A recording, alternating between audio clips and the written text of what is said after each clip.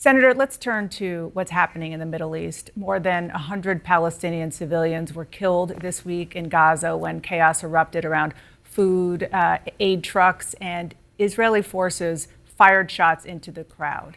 Your colleague, Senator Chris Murphy, told the Washington Post, quote, "If this is what the war continues to look like, with people being shot and trampled as they desperately try to get their hands on one of a small number of food and flour trucks that's entering Gaza, it is not in the U.S. interest to continue to be part of that." Do you agree?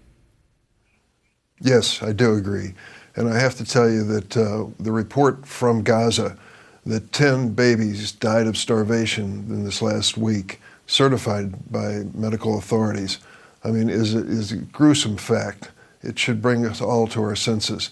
This killing has to stop of the innocent people there.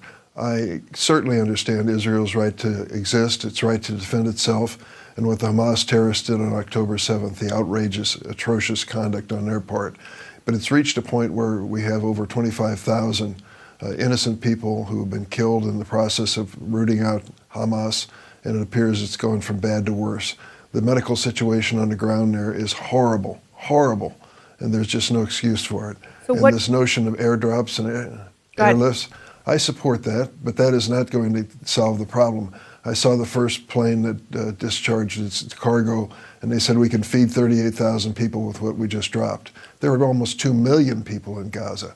It just shows the gravity of the situation. So how should the Biden policy change then? Should he do more to push Netanyahu? What would you do? What would you recommend that the president do differently? Well, I think there are two things, and one of them is short-term, and that is push for the ceasefire and humanitarian response as quickly as possible. Members of Congress, at least the Democrats in the Senate, have been calling for that right and left. And secondly, we have to have a plan for ending this conflict. And I'm afraid that Netanyahu's approach toward a two-state solution doesn't give us much hope for that. But those are the things I'd urge the president to bring to the attention of our friends in Israel and those that we've worked with.